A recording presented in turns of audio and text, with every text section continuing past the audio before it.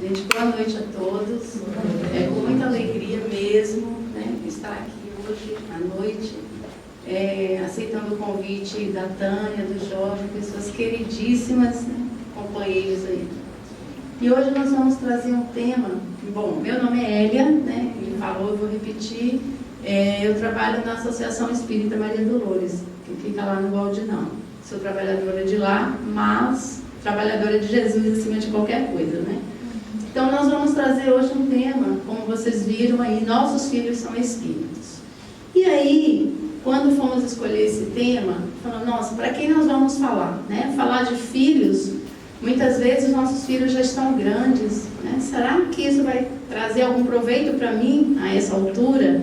Ou outro poderia pensar assim, nossa, mas eu nem tenho filho, né? Outro então, assim, meu filho até fui mãe, né? Tenho filho, mas meu filho já é desencarnado.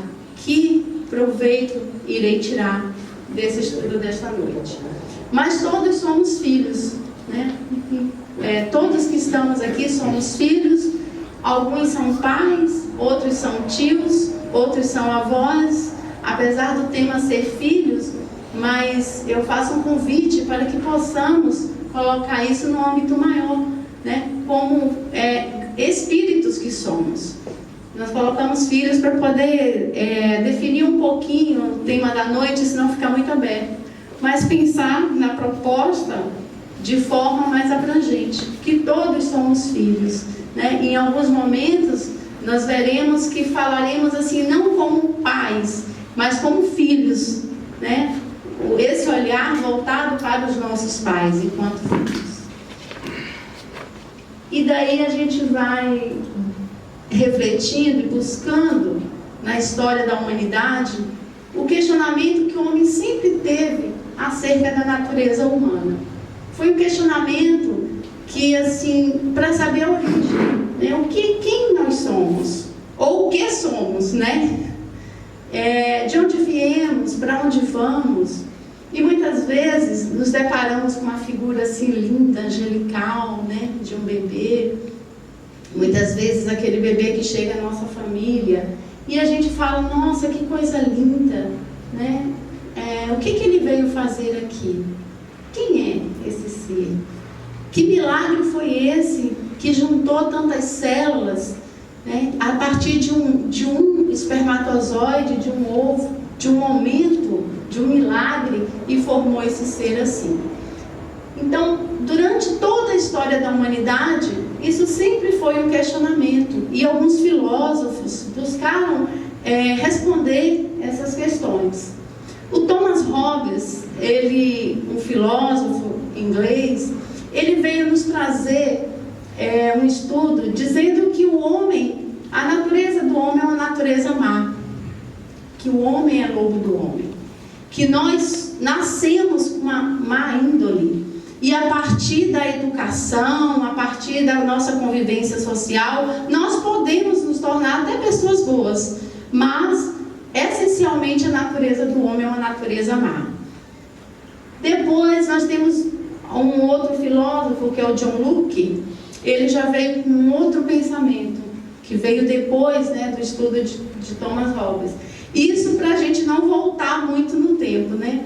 Então, o Locke falava que não, que a natureza do homem, a natureza humana, não é uma natureza má, essencialmente. A natureza do homem é uma tábula rasa, ou seja, nós nascemos com uma página em branco, uma página que vai sendo escrita com as nossas experiências. E daí o estudo de Locke é muito importante. Na época foi principalmente muito importante na área da pedagogia, né? Ele foi um dos precursores do construtivismo. Então ele vem falar que nós não temos ideias inatas, que nós nascemos brancos como uma página de um livro, e nós vamos escrevendo a nossa história, nós vamos formando a nossa personalidade a partir das experiências e do meio que temos. Ao contrário de Locke, o Rousseau, né? O Rousseau, ele veio com uma nova filosofia. E o Rousseau, ele veio na época do iluminismo, né? Onde as ideias estavam mais claras. E ele vem dar uma contribuição dizendo não, que o homem, a natureza humana não é nem ruim, nem má, e também que nós não somos uma página em branco, que o homem é bom. A sua natureza é uma natureza boa. A essência do homem é uma essência boa. E ele quase chega a falar que é uma essência divina, né? Mas como um grande filósofo, e depois, já no final da sua vida, ele chega bem pertinho, bem no limiar do que vamos falar mais à frente. E voltando, e a gente colocou ali na ordem cronológica, né? Mas voltamos ali, o Sócrates e o Platão falavam totalmente o contrário, que nós somos uma cópia imperfeita de um plano maior, que a nossa natureza é uma natureza espiritual, da forma que ele colocava, que nós temos uma alma e um corpo, e que temos sim ideias inatas, que nascemos já trazendo uma bagagem de experiências, né? E que muitas vezes, muito mais do que aquelas pessoas que são mais velhas, né? A criança já nasce com uma bagagem. Então, no decorrer da história da humanidade, a gente vê que há essa preocupação com relação à natureza humana, né? E depois veio a doutrina espírita para poder clarear isso aí, né? Então ficou aquele impasse: qual é a natureza do homem, né? Se é boa, se é ruim, se é uma página em branco. E através dos postulados da doutrina espírita, a gente começa a compreender, né? Começa a clarear na nossa mente qual é o nosso papel aqui. Aquele bebê que nasce, de onde ele vem, né? Por que ele voltou? O que ele está fazendo aqui? Então, a doutrina espírita vem nos colocar Deus, né, como um Pai supremo, um Pai maior, um Pai justo, que através da lei de ação e reação, da lei de causa e efeito, que estamos todos sujeitos a essa lei, e que é uma lei imutável, e que nós não somos pessoas ruins, porque somos frutos do pecado original, né? Porque temos também essa concepção na antiguidade, não muito distante, que o homem já nasce pecador, né? Não por conta dele, coitado, ele nem fez nada, aquele bebê não fez nada para se tornar um pecador, ele nasceu pecador por causa do fruto proibido, lá da época de Adão e Eva, né? Então a doutrina espírita vem tirar essas concepções da nossa mente e trazer a justiça divina e mais à frente a imortalidade da alma. Nós, como seres imortais que somos, né, como espíritos imortais, estamos sujeitos, e daí uma coisa vai fazendo ligação com a outra, estamos sujeitos à justiça divina, e que se estamos aqui como bebê, né, porque a infância do homem é a maior infância que existe, precisamos sim, e a gente vai ver mais na frente, passar por esse estado de infância, né? Chegarmos aqui como recém-nascidos.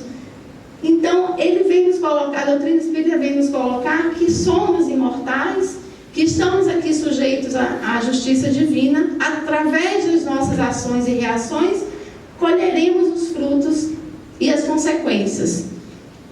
E daí vem a reencarnação, que é o que responde todos aqueles questionamentos.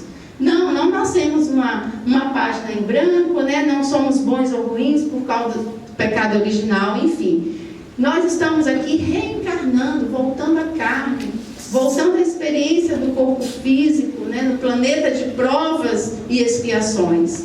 E se muitas vezes temos a concepção que o ser humano é ruim, é má, é porque aqui predomina, infelizmente, ainda, né, as ações negativas. Nós ainda damos muita importância às coisas negativas. E a doutrina espírita, então, vem trazer a lume mais um objetivo de estarmos aqui, que é para a nossa evolução moral e espiritual. Então, sendo espíritos, a gente acreditando nessa vida espiritual que temos antes, se acreditamos que a alma é imortal, se acreditamos que estamos aqui para reencarnar, nós temos que ter um objetivo para isso. Senão, não teria fundamento. E estamos aqui justamente para evoluir moralmente e espiritualmente. E aí a gente volta um pouquinho, né? Naquele bebê lindo, naquele bebê fofinho do primeiro slide. E quem são essas crianças? Né? A gente vê aquela figura meiga, linda, e a gente se questiona. Jesus colocou ali: deixai vir a mim os pequeninos e não os impeçais, pois deles é o reino de Deus. Em verdade vos digo, aquele que não recebeu o reino de Deus como uma criança, não entrará nele. Então tem lá no Evangelho segundo o Espiritismo uma parte bem interessante que fala a respeito da inocência das crianças, né? E às vezes, muitas vezes, por detrás daquele ser angelical, aquele bebê lindo, fofinho, né, tão bem cuidado, está um espírito ainda endurecido, né? Um espírito que veio para a nossa família ou para a nossa convivência, para que possamos ainda aprender um com o outro. Ou muitas vezes aquele ser angelical está ali como um ser iluminado mesmo, que veio para nos ajudar, que chegou depois, né? Mas que veio com a missão de nos ajudar. Nós somos espíritos únicos e individualizados.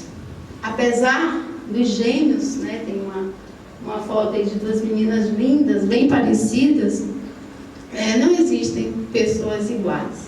Cada um tem a sua bagagem, cada um tem a sua história, cada pessoa tem as suas dificuldades, né? Cada espírito tem a sua bagagem, que muitas vezes é multimilenária. Então nós precisamos ver a criança, e agora já trazendo para a criança, nós precisamos ter esse olhar, né? De seres únicos. E muitas vezes nós, pais, educadores, a gente tenta horizontalizar essa educação, né? Muitas vezes os pais falam: mas eu tenho 7 filhos, dei a mesma educação para todos os filhos, da forma que eu tratava um, eu tratava o outro. Onde foi que eu errei? São os equívocos que nós cometemos, porque é difícil tratar igualmente os desiguais, né?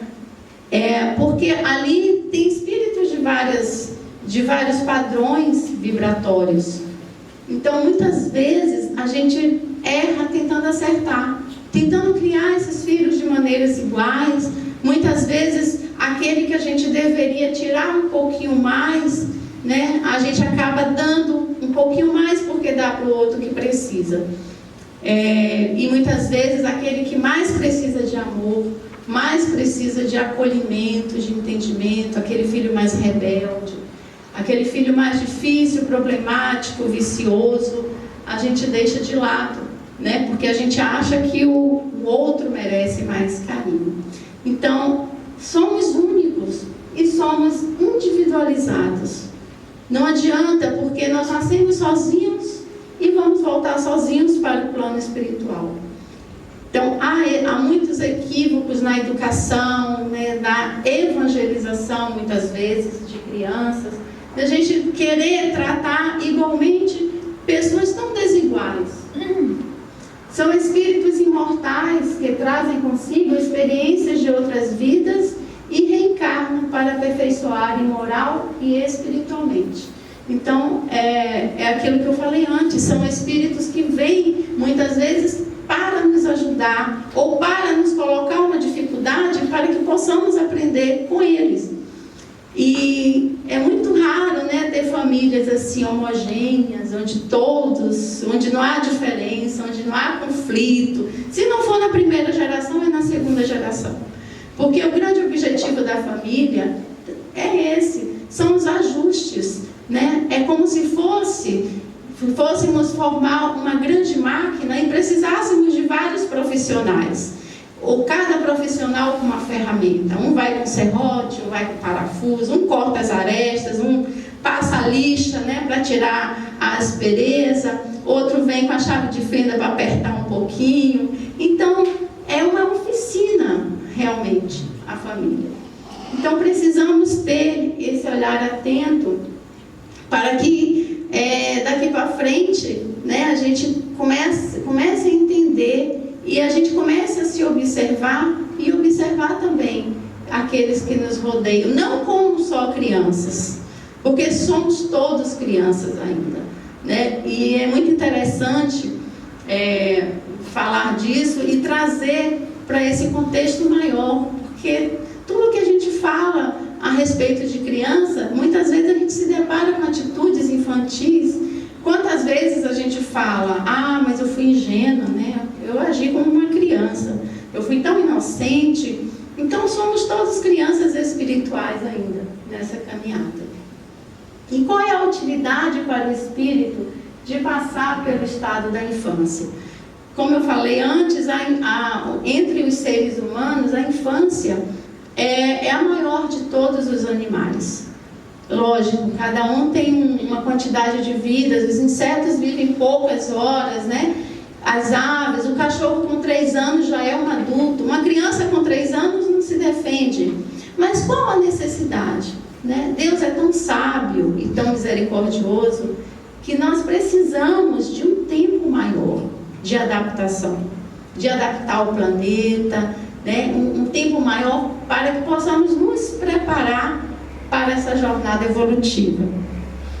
Uma das utilidades do espírito na infância, de passar pelo estado de infância, é o repouso do espírito. Nós sabemos que a reencarnação é um processo muito lento, né? O processo da reencarnação é um processo muito delicado e muitas vezes é um processo até doloroso, né? Para alguns espíritos. E nós precisamos passar pela infância para que possamos nos adaptar, né? Esse período que é o período da gestação, que é o período em que a mãe está começando a entrar em contato com aquele ser que está vindo, aquele ser está muitas vezes confuso. Quantos não querem voltar para onde estiveram? Quantos não desistem no meio do caminho? E quantas mães, né, não desistem dos seus filhos?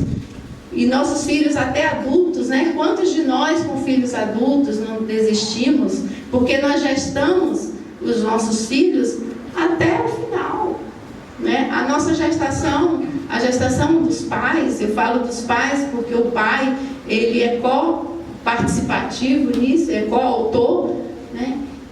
A gestação não são 9 meses, a gestação é uma vida, né? É uma existência. Então, quantos de nós que temos filhos adultos não desistimos de gestar esse filho, de recebê-lo, de educá-lo, de trazê-lo para o nosso afeto? Então, esse período da infância é importante para que o espírito possa se adaptar a essa nova realidade, para que a mãe, para que a família e para que o próprio espírito possa se integrar àquela família. Temos uma outra utilidade, que é o desenvolvimento físico e mental.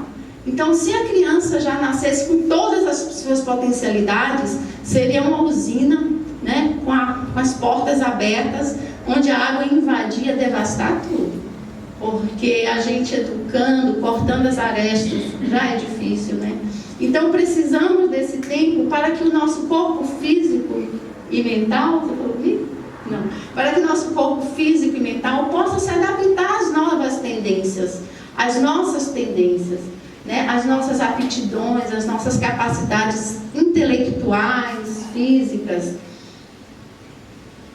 Nesse período da infância, o Emmanuel coloca, muito bem colocado, que a infância ela é plástica, né? Ela tem essa característica de plasticidade, maleabilidade. Então, na infância, a gente pode moldar mais. Nós, como pais, educadores, tios, avós, nós temos uma facilidade maior para poder moldar aquele espírito, que se torna maleável mesmo, até pelas carências que tem, né? Pelos limites físicos e mentais. Como se fosse a criança é como se fosse uma chapa mesmo, né? De raio-x, que ela recebe as impressões do meio, né? Ali seja a afetividade, seja o exemplo dos pais, e com o tempo a gente nós sabemos que ele já traz a sua bagagem, né? A sua bagagem espiritual.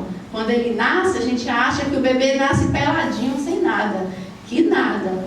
Nossa, ele vem assim com vários...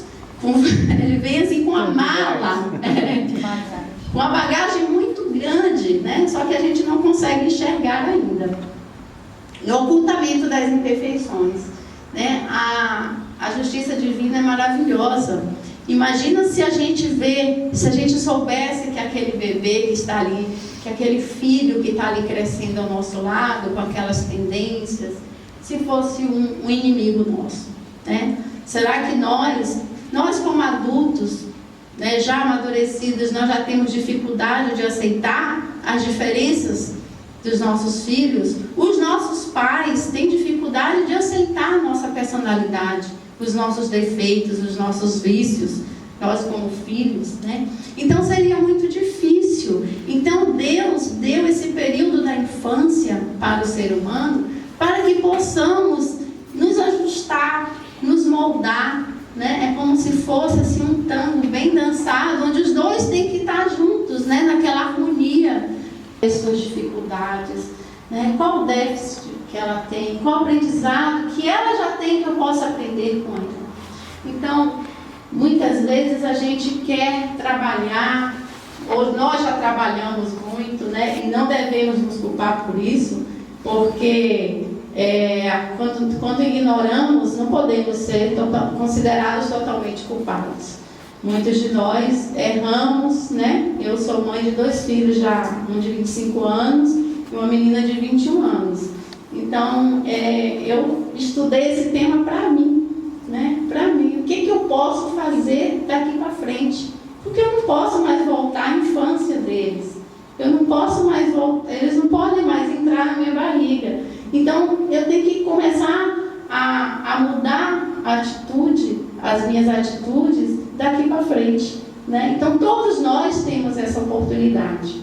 Não devemos nos sentir culpados se muitas vezes a gente trabalha, né, muito e não consegue, e não conseguimos, no afã de dar tudo que era material, de dar um bom colégio, uma boa educação, uma boa instrução, né, e nos deixamos perder no convívio com eles.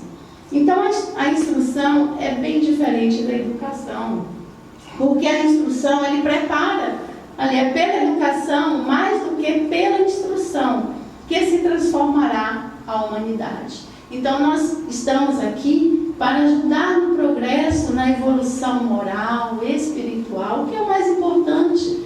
O intelectual é importante? Lógico que é, né? O Emmanuel coloca para a gente, aliás, Joana de Ângeles, que nós somos como um pássaro, que precisamos de duas asas. Uma asa seria o intelecto, né? A intelectualidade. Precisamos estudar, por isso que estamos aqui esta noite, para aprender uns com os outros, para estudar, mas precisamos também de desenvolver a afetividade, de desenvolver a nossa religação com Deus, né? O lado afetivo. Então, como um pássaro que, se tiver uma asa só, ele não vai chegar a lugar nenhum. Então, a instrução é importante, né? Não estamos aqui para falar que não é importante, mas é muito importante o desenvolvimento intelectual, mas a educação, essa supera tudo, né? A instrução, ela tem que estar dentro da educação e não o contrário. Só assim a gente consegue mudar um pouquinho, né? Ali a gente vê um exemplo, né, de educação, né? Educação afetiva, né? O amor pelo outro. Essa é a verdadeira educação. O amor pelo outro, o amor pelos nossos irmãos menores, né? Dos reinos menores.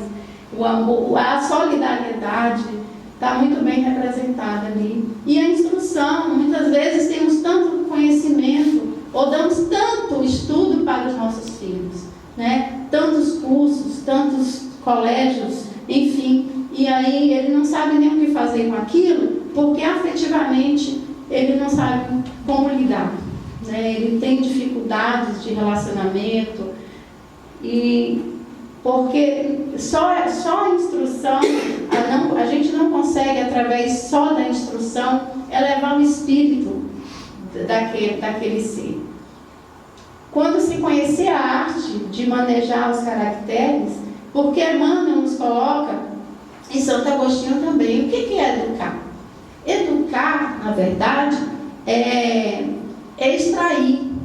Muitas vezes a gente acha o contrário, né? Que educar é a gente acrescentar alguma coisa. E não, educar é a gente extrair. Educar o espírito é a gente extrair daquele espírito, ver o que ele tem de bom e o que ele tem de negativo, para que possamos trabalhar essas tendências ou essas aptidões, esses vícios ou essas virtudes. Então, educar é a arte de formar os caracteres. Então a gente vai educando à medida que a gente vai transformando aquele indivíduo. Como se conhece a arte de manejar as inteligências, conseguir-se-á corrigi-los, do mesmo modo que se aprumam as plantas novas. A educação, convenientemente entendida, constitui a chave do progresso moral. Então, como aquela plantinha, né, que vai crescendo, e ela tenta buscar o sol, tadinha, mas às vezes ela é para crescer para cima, ela está ali virando rasteira, né? Planta rasteira, ela não está conseguindo subir. Então a gente precisa, como educadores, e todos somos educadores, todos, né? Não só os evangelizadores, professores, e mais um equívoco que a gente comete, né? A gente acha que quem educa é sempre a escola, né? É sempre um curso que vai fazer, é sempre o outro. Lá no Maria Dolores, eu trabalho com jovens, adolescentes, a partir de 12 anos. E muitas vezes, e assim, são poucas horas, porque eles chegam lá, ficam acho que 2 horas com a gente, mas se a gente for apertar mesmo ali, fica menos tempo até. E muitas mães vêm cobrar, né? Falar, Elinha, meu filho está rebelde, conversa com ele, faz alguma coisa e tal. Minha filha começou a namorar, está namorando escondido. A semana passada eu fui fazer uma visita e uma mãe, que na verdade ela é tia, né, e cria menina já há algum tempo, e ela não sabe como falar com a menina, porque a menina começou a namorar. E ela falou assim, se eu for falar com ela, ela vai sair de casa e namorar com a irmã. Então você conversa com ela. Então, assim, é uma inversão de papéis, né? Na verdade, a gente atribui ao professor, ao educador, ao evangelizador, aos tios, muitas vezes, né? Muitos pais fazem isso, acham que são os avós, os tios, enfim, que tem que educar, né? Então, há um equívoco muito grande. E o grande papel da educação é esse, a gente extrair o que tem de melhor. É fácil? Não é, né? Mas assim, como pais que somos todos, filhos que somos todos, ainda temos tempo de lidar com isso, com os filhos dos nossos vizinhos, né? Com outras pessoas. E daí, por conta desses equívocos todos que acontecem, vem a adolescência, que é uma fase difícil. Né? A adolescência é um desafio. E por que é um desafio? Porque o período da reencarnação, quando termina a infância, até 7 anos, é o período que o espírito ainda está se acoplando, tomando conta daquele período reencarnatório.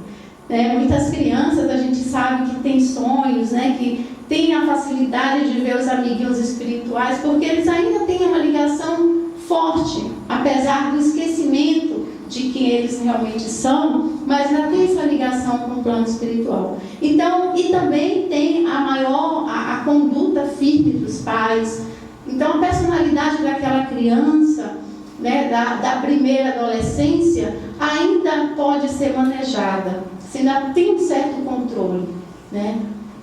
Cada vez menos, né? Porque cada vez as crianças, os jovens com menos idade estão sendo com atitudes de verdadeiros adultos e anciões. Então, na adolescência é difícil, porque é o período que o espírito, ele fala assim, opa, cheguei, né? Cheguei, estou aqui, agora agora sou eu, né? Agora ninguém manda em mim, agora eu vou fazer o que eu quero. E aí ele se descobre, né, como ele verdadeiramente é. Então aquela criança que cresceu, né, boazinha, obediente, e mesmo com a educação dos pais, a educação no sentido literal mesmo da palavra, não instrução, mesmo com toda a educação, muitos deixam aparecer as arestas, né? Como a manhã fala, vai botando as linhas de fora. Porque o que acontece? Naquele período, o espírito já é dono de si. Tem a influência, né, da educação, de tudo que os pais fazem para que possa melhorar, né, suas dificuldades, mas não tem jeito. De onde provém a mudança que se opera no caráter do indivíduo em certa idade, especialmente ao sair da adolescência? É que o espírito se modifica? Será que o espírito se transforma, né? O espírito da criança é um espírito infantil, vamos dizer assim, e o espírito do adolescente é o mesmo espírito de outra forma, né? Isso que a pergunta está querendo colocar do Livro dos Espíritos.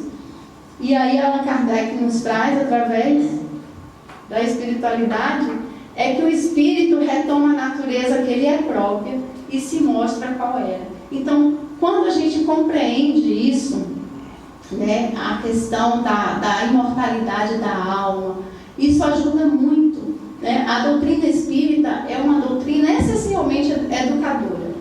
É educadora porque ela nos educa para os nossos problemas e dificuldades aqui, é o nosso modo de viver, né? Já é uma doutrina por isso, né? Porque ela nos traz uma gama de conhecimentos que vai nos burilando, que vai nos desenvolvendo. Então, esse espírito, quando chega na adolescência, ele, muitas vezes, apesar de toda a educação que ele teve, de todo exemplo, ele se revela, né? E daí, muitos pais que não conseguem ter essa compreensão, e eu imagino que deve ser muito difícil mesmo, né? Porque é um ajuste, é um acerto de contas. Por isso que nós no início falamos um pouquinho da justiça divina, da lei de ação e reação, de causa e efeito. Nada é por acaso, né? Nós não somos pais, filhos por acaso, né? Há um comprometimento muito grande, toda uma história por trás disso tudo.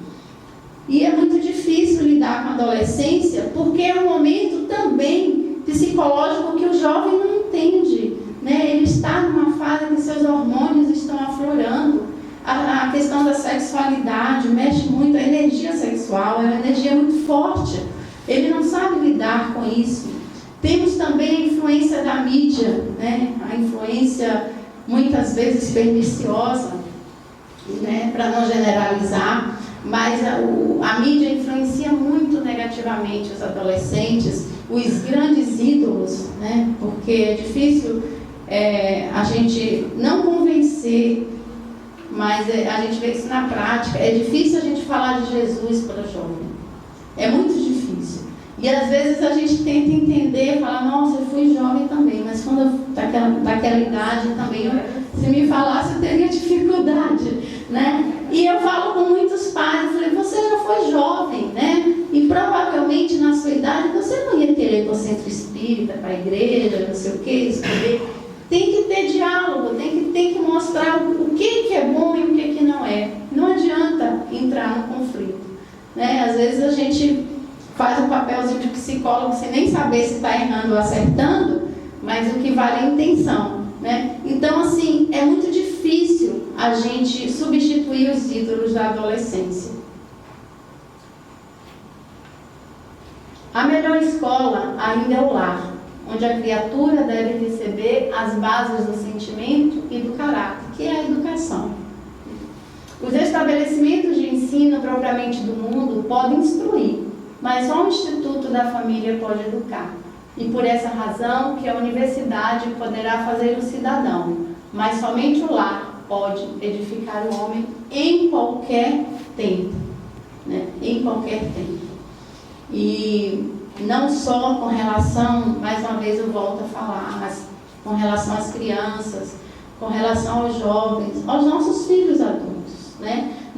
Nós temos tempo ainda para trazê-los para nós, para educar, para mudar nossa conduta, é difícil, mas a gente precisa se esforçar para isso, porque a gente vê e sabe de muitos pais, né, que desistem dos seus filhos, que desistem, como aquelas mães que abortam, né, num ato covarde, abortam aquele ser indefeso, que é um crime aos olhos de Deus. Muitos pais também abortam seus filhos adultos, né, que há dificuldade, né, mas precisamos tentar. Se até aqui nós não conseguimos isso, não vamos nos culpar, né? O ato de fazer uma prece a cada hora, né, porque eu acho que uma vez por dia não basta, estou brincando, mas assim, o ato da gente começar a ter esse hábito de fazer oração, de orar, de pedir a espiritualidade, né, que trabalhe naquele espírito, daquele filho difícil, começar a nos questionar por quê? Porque eu acredito que se formos buscar, né, o porquê daqueles impasses, a gente vai, se não descobrir, mas a gente vai conseguir perceber que existe ali um ajuste. Nenhuma influência exerce os espíritos dos pais sobre o filho depois do nascimento deste. Aí, no livro dos Espíritos, é bem firme a resposta. Ao contrário, bem grande influência exerce. Conforme já dissemos, os espíritos têm que contribuir para o progresso dos outros. Os espíritos dos pais têm por missão desenvolver os de seus filhos pela educação. Constitui-lhes isso uma tarefa e tornar-se-ão culpados se vierem a falir no seu desempenho. Nós não devemos nos tornar culpados se nós tentamos isso. Porque como nós somos seres individualizados, únicos, cada um vem com a sua história, né? Então, muitas vezes, aquele filho deserdou, né? Como o filho pródigo, da parábola do filho pródigo, ele foi ter as suas experiências, um dia ele voltou e mais o pai o recebeu. Então, é esse exemplo que nós temos que ter. A gente vai ser considerado culpado se a gente não tentar, né? De todas as formas, porque é uma missão e Deus não dá missão para os fracos, né? Somos todos fortes. E aí vem a importância da evangelização. O evangelho no lar, eu coloquei ali pequenininho, mas é de uma importância tremenda, né? Para que nós, acredito que a maioria ou quase todos fazem o evangelho no lar aqui, mas que possamos ajudar com o evangelho no lar, não só a educar os nossos filhos, que talvez porventura já estejam crescidos, né? Mas que possamos trazer para a mesa do evangelho do lar os netos, os sobrinhos, enfim, os afilhados, né? Para que possam ter esse aprendizado. E a importância da evangelização é tremenda, porque a evangelização ela prepara o ser humano para enfrentar todos os momentos e adversidades da vida nos postulados do evangelho. É a fé, né? Ser evangelizado é você buscar e ter fé e acreditar. E quem tem fé e acredita tem esperança, tem proteção espiritual, né? Nossos amigos espirituais não nos abandonam. Então, quando a gente começa a praticar a fé, a abnegação, a bondade, a benevolência, a gente começa a ter mais proteção. Todos temos proteção divina, né? É o único meio de cultivar no espírito do filho, desde o alvorecer da vida, o entendimento da prática das boas obras, a aquisição da moral e do saber, para que ele atinja o crepúsculo físico consciente de suas conquistas espirituais, conhecendo a si mesmo e situando-se no universo como colaboradora da divindade suprema. Leopoldo Machado. Mas aqui, essa aquisição da moral, ela pode se dar a qualquer momento, né? A moral que ele trouxe vai ser somada ou vai ser abrandada pela moral que a gente vai tentar incutir naquele espírito. E os filhos adultos, né, para nos amenizar a nossa consciência um pouquinho, né, ali a gente vê um pai tentando dialogar com o filho. Quando os pais têm filhos que eles causam desgostos, não são excusáveis por não terem para com eles a ternura que eu teria em caso contrário. Ou seja, quando os pais têm filhos rebeldes, né, será que eles são perdoados se eles não tiverem ternura? Não, né? A palavra é bem forte. A sua missão é a de fazer todos os esforços para os reconduzir ao bem. Está lá no livro dos Espíritos. Então, é o nosso empenho. A gente, aí, Chico Xavier fala, né, que ninguém pode voltar e fazer um novo começo, mas a gente pode começar agora e fazer um novo fim. Então, nunca é tarde. E eu tenho uma mensagem para vocês, porque eu estou olhando ali, o nosso tempo já está se esgotando, né? Ó espíritas, compreendei agora o grande papel da humanidade. Compreendei que, quando produzis um corpo, a alma que nele encarna vem do espaço para progredir. Inteirai-vos dos vossos deveres e ponde todo o vosso amor em aproximar de Deus essa alma. Tal a missão que vos está confiada e cuja recompensa recebereis, se fielmente a cumprirdes. Então, que possamos aproveitar um pouquinho, né, as nossas crianças como eternos pais e eternos filhos que somos. Então, muito obrigada, era isso. Agradeço aí a atenção de vocês. Tá?